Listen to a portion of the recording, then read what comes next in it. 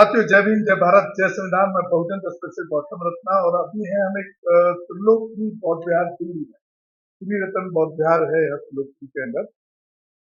यहाँ पर हमारे कुछ बहुजन साथी गुजरात से स्वयं सैनिक दल एक संगठन है। उनका क्या प्लान है बुद्धिज्म पर और बाबा साहब के आइडियोलॉजी पर, तो उनसे बात करेंगे। और एक वो बहुत बड़ा प्रोग्राम करने जा रहे हैं जो मेरी जानकारी में है।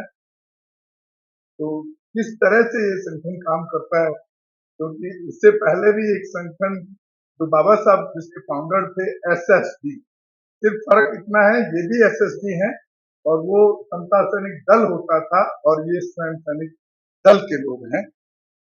सर, बहुत बहुत आपको साधुवाद। जय भीम, जय भारत।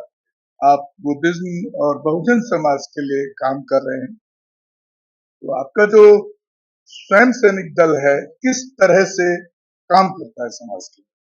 जी सर, ये जो स्वयं सैनिक दल है वो समाज में जो आंतरिक समस्याएं है उसको समाज में से निकालने की काम करता है।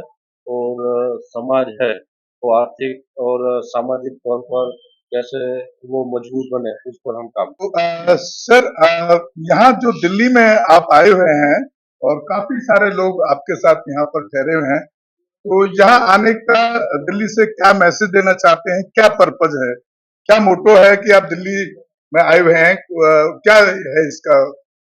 दिल्ली में हम अभी बाबा साहब का जो जन्मदिन है 14 अप्रैल का वो मनाने के लिए आए हैं और बहुजन समाज को, मूल निवासी समाज को ये मैसेज देने आए हैं कि भाई हम एक ही जगह एक ही वक्त पर और एक ही स्थल पर हम सब एक साथ जुड़ सकते हैं। और जो हमारी समाज की जो ताकत है, हमारी समाज की जो तादाद है वो कितनी बड़ी है वो हम सबको दिखा सकते हैं। सर, जैसे कि आप गुजरात से हैं, आपका जो संगठन जो मैं अब तक देखता रहा हूँ पिछले कुछ सालों से, वो गुजरात में ही बहुत एक्टिव नजर आता है। जिस तरीके से अगर हम नॉर्थ इंडिया, अपने इधर उत्तर प्रदेश इस तरफ की बात करें, तो यहाँ जिस तरह से भीम आर्मी है या बेसेपा है, बामसेफ है, ये लोग ज्यादा एक्टिव इधर नजर आते हैं। तो आपका संगठन इधर अभी कुछ बहुत ज्यादा एक्टिव नहीं दिखता है, आपके मेंबर्स नहीं है या आपके फॉलोअर्स इधर कम दिखते हैं। इसके पीछे क्या कारण है कि आप अभी तक इधर कुछ आपने कुछ खास काम नहीं किया क्या? नहीं, यहाँ भी काफी सारे लोग हमारे साथ जुड़े हुए हैं। यहाँ से भी हमें काफी रिस्पॉन्स मिल रहा है। ये जो मूल निवासी विचारधारा है तो सभी लोग इस मूल निवासी विचारधारा से जुड़े हैं और हम पिछले 1 साल से यहाँ पर आ रहे हैं। और यहाँ के जो दिल्ली के हमारे जो समाज है उन्होंने काफी हमें सपोर्ट किया है, आज भी सपोर्ट करती है और आज भी हमारे साथ इस बहुजन मूवमेंट में वो दौड़ रही है। तो ये आपने 14 अप्रैल का दिन ही क्यों क्यों चुना? क्योंकि मेरा एक बड़ा कड़वा अनुभव रहा है अभी तक कि जब भी हम भारत के अंदर देखते हैं, जब बाबा साहब की मूवमेंट की हम बात करते हैं, तो रेगुलर कंटिन्यू वर्किंग में लोग नजर नहीं आते। खास तौर से 14 अप्रैल को एक बहुत बड़ी तादाद में पूरे देश से लोग निकल के आते हैं, चाहे वो सेलिब्रेशन के रूप में ले लीजिए या मीटिंग्स कह लीजिए या संगोष्ठी कह लीजिए, जिस तरह की विचारधारा पर डिस्कस। लेकिन 14 अप्रैल को ही क्यों करते हैं? बाकी दिन जैसे बुद्ध पूर्णिमा है, तो बाबा साहब तो लास्ट तक जो आइडियोलॉजी है बाबा साहब बुद्ध की तरफ लेके जाते हैं। लेकिन जब हम बुद्ध पूर्णिमा पे देखते हैं तो वहां संख्या बिल्कुल नगण्य हो जाती है। तो ऐसे इसके पीछे क्या क्या कारण है और आपका संगठन इसको किस तरह से लेके चलता है?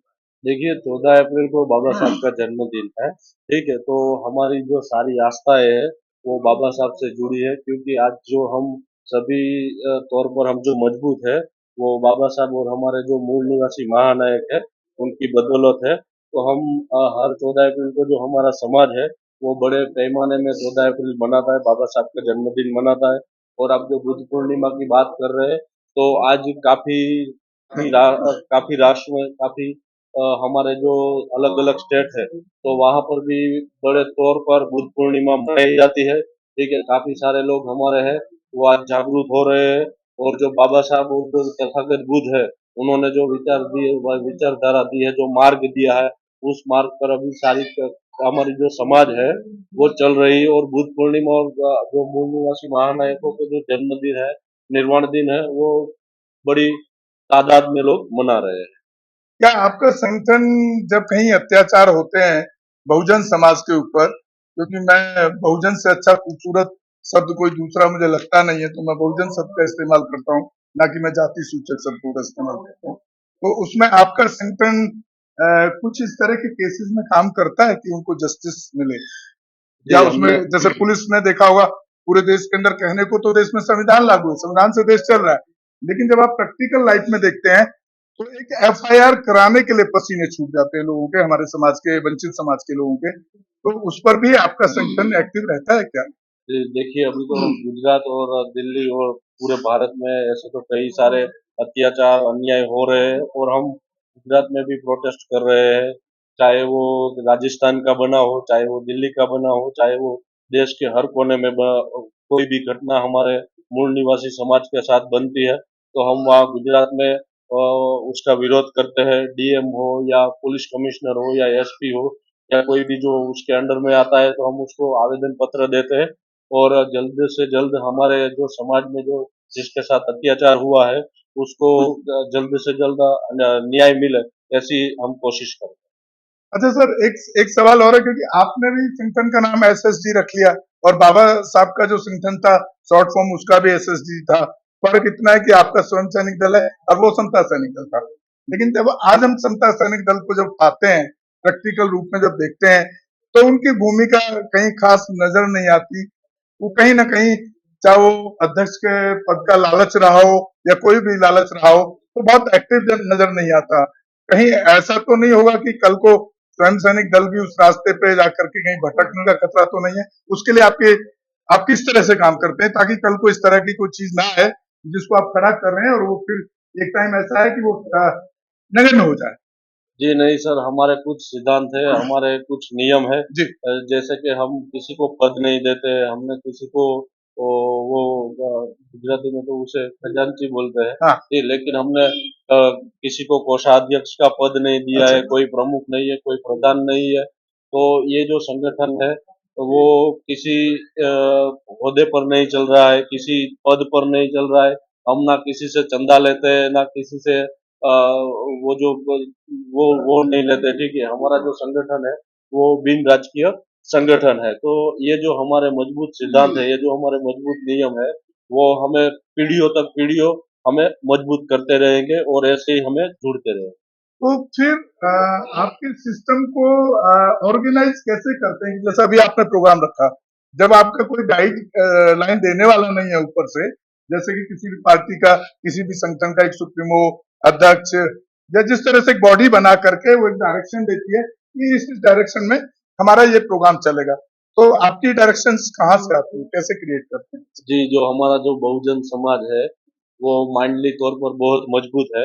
हमारा जो मूल निवासी समाज के जो लोग हैं, वो बुद्धिशाली है, ठीक है। तो जो ये संगठन चल रहा है, ये यही बुद्धिशाली लोगों की सोच पर चल रहा है और जो सारे कार्यकर्ता है, जो सैनिक है सारे संगठन के, वही कार्यक्रम ऑर्गेनाइज करते हैं और उसकी रूपरेखा तैयार करते हैं।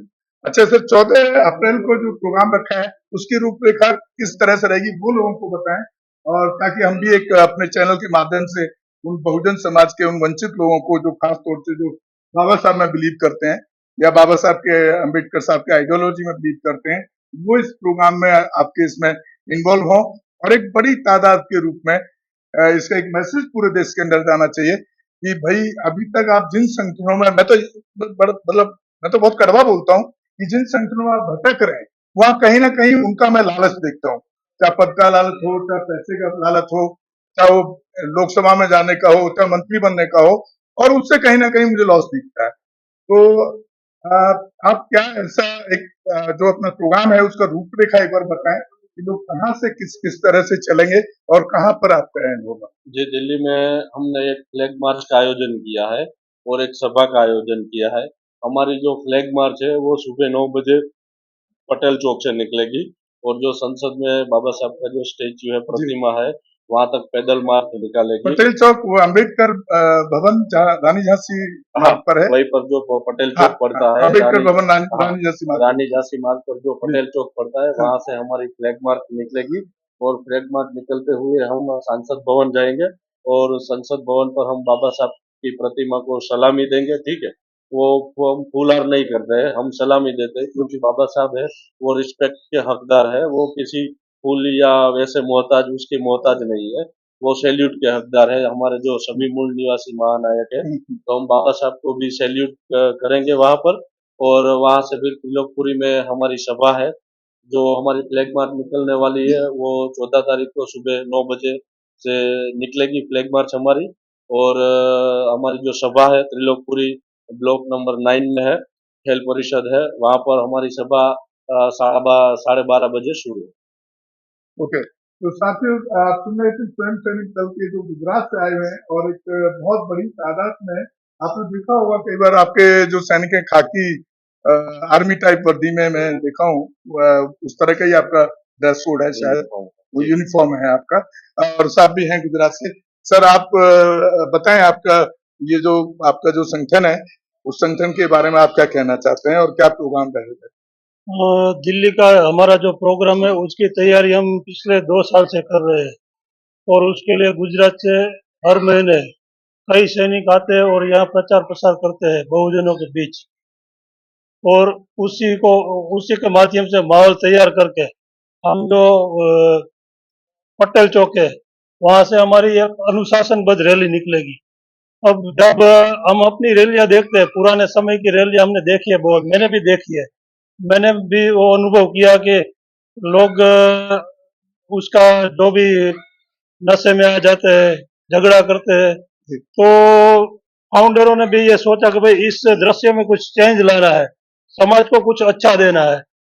तो 2006 में संगठन की शुरुआत हुई तो सिर्फ 50 लोग निकले थे, जो ग्रीन वर्दी थी, जो हमारी मिलिट्री आर्मी उसका भी कलर ग्रीन है।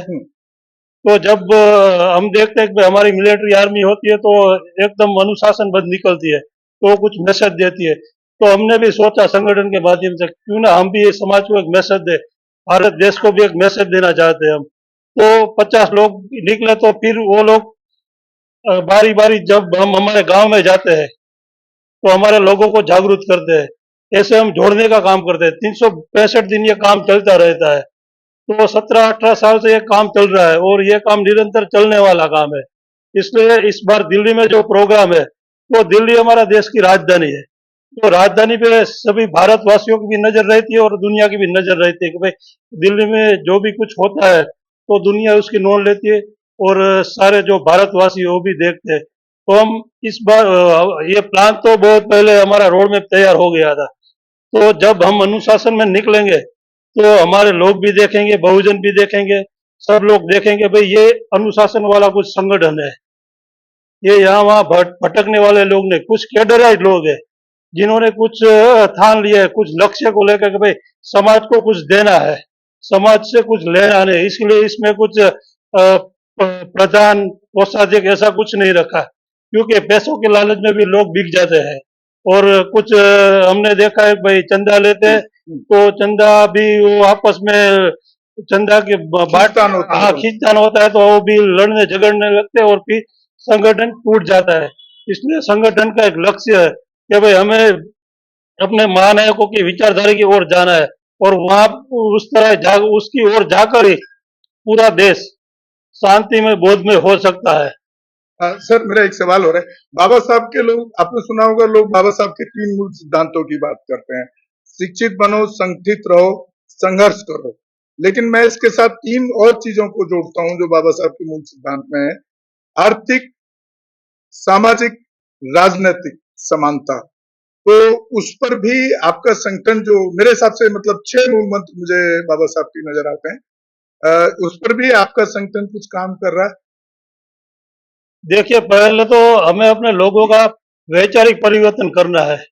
अगर हमारे बहुजनों में से ये नशा, कुरिवाज, तो ये कुछ जुआ जो खेलते हैं हम देखते हैं अपने लोगों के बीच, अगर वो बंद कर देंगे, उनमें वैचारिक परिवर्तन आएगा तो वो पैसा जो गलत जगह पे जा रहा है वो उसके बच्चों की शिक्षा पे लगाएंगे और उसी से समाज का जो भी परिवर्तन आएगा तो धीरे धीरे वो अपने खुद के पैसे से अपने बच्चों को शिक्षा दे सकेंगे। आपके संगठन में कांशीराम साहब को भी किस नजर से देखा जाता है? सर वो हमारे हीरो है, काशीराम जी हमारे हमारे हीरो है, पूरे बहुजनों के हीरो काशीराम जी है, क्योंकि काशीराम जी ने ही हमें ये आइडियोलॉजी दी है कि भाई हमें ना बिकने वाला समाज बनाना है। क्योंकि आजकल हम देखते हैं नेता लोग बिकते हैं, तो नेता लोग भी समाज में से निकलते हैं। अगर ये समाज ना बिकने वाला बन जाए और कुछ ईमानदार बन जाए तो उसी में से अच्छा नेता भी निकलेगा। 14 अप्रैल के लिए एक फाइनल संदेश क्या देना चाहते हैं पूरे देश के लोगों को, कि एक अपील आप किस तरह से करना चाहेंगे लोग आपके उस प्रोग्राम में ज्यादा से ज्यादा संख्या में, खासतौर से क्योंकि गुजरात से तो मुझे उम्मीद है कि आपके बहुत बड़े लेवल पर लोग आने वाले हैं, वो किसी भी हद से आएंगे कि उनको आप इतना मोटिवेट कर चुके हैं, चाहे वो बस से आए, ट्रेन से आए, बिना किसी भी सुविधा के आए, लेकिन यहाँ के लोगों को क्या एक मैसेज देना चाहेंगे कि ज्यादा से ज्यादा लोग आपके प्रोग्राम में? और हम तो आपके चैनल के माध्यम से यही संदेश देंगे कि भाई जो भी हमारे दिल्ली के लोग हैं, बहुजन जो भी है, और भारत देश में जो भी हमारे लोग हैं, जो भी यहाँ पहुंच सकते हैं 14 अप्रैल को, वो एक बार आके देखे कि भाई ये लोग बात करते हैं संगठन के माध्यम से कि भाई अनुशासन में हम रैली निकालेंगे, तो एक बार जरूर उनको देखने आना चाहिए। अगर हम गुजरात से आ सकते हैं तो दिल्ली से भी लोग वहां पहुंच सकते हैं, और जब लोग देखेंगे तो उनको कुछ वैचारिक परिवर्तन करने की दिशा में कुछ वो लोग सोचेंगे। तो मैं आपके चैनल के माध्यम से सबसे अपील करता हूँ दिल्ली वासियों को और पूरे देश को कि भाई आप भी आए और देखें 14 अप्रैल को कुछ ऐसा कार्यक्रम होने वाला है जो पूरे भारत को कुछ अच्छा संदेश देगा। आई थिंक ये पहली बार इस तरह का नजारा हो। हाँ, ये दिल्ली में ये पहला नजारा होगा कि भाई कोई संगठन आया है और अनुशासनबद्ध तरीके से कुछ काम कर रहा है। तो साथियों, आपका नाम कैसे? मेरा नाम किशन कुमार है, मैं गुजरात के राजकोट से हूँ। किशन कुमार जी, और आपका? मेरा नाम विनय भाई है और मैं विनय भाई। गुजरात के राजकोट से। ओके, तो साथियों आप सुन रहे थे पूरा जो स्वयं सैनिक दल में कई सारे उनसे बड़े कड़वे सवाल भी किए, क्योंकि हमको जब हमारा जो एक्सपीरियंस है पुराना, वो कहीं ना कहीं उससे दुख होता है कभी कभी, लेकिन अभी तक मैं भी कई साल से उनके काफी गुजरात के लोगों के साथ मैं जुड़ा रहा हूँ और उनसे लगातार बात होती है, और उनके वहां से कई बार एट्रोसिटीज के केस भी मुझे वहां से भेजे गए हैं कि आप अपने चैनल पे दिखाइए और आवाज उठाइए। तो मैं उम्मीद करता हूँ कि ये जो स्वयं सैनिक दल जो संगठन है, एक ईमानदारी के साथ और समाज की हर तरह की लड़ाई, चाहे शिक्षित का काम हो, चाहे संगठित का हो या संघर्ष का हो, या आर्थिक, राजनीतिक और समानता की बात बाबा साहब ने की थी, उस पर ये ईमानदारी से काम करते हुए नजर आते हैं और करते रहेंगे। और मैं भी अपने चैनल के माध्यम से आपसे अपील करना चाहूंगा कि एक बड़ा 14 अप्रैल को दिल्ली के अंदर एक बड़ा इतिहास बनने जा रहा है, जिसमें आपको शामिल जरूर होना चाहिए। एक अलग ही नजारा होगा। मैं पूरे देश में बहुत सारे संगठनों के प्रोग्राम कवर भी किया, देखा भी, लेकिन उनका जो तरीका है वो बहुत ही ईमानदारी पूर्वक है और बहुत मेहनत और लगन के साथ वो लोग काम करते हैं। तो सर, इसी के साथ विदा लेते हैं। बहुत बहुत साधुवाद और हमारी शुभकामनाएं हैं आपको कि आपका प्रोग्राम एक पूरे देश में एक नजीर बन के पैदा हो और खड़ा हो, ऐसा उम्मीद के साथ विदा लेते हैं। धन्यवाद। जय भीम, जय भारत, जय श्री।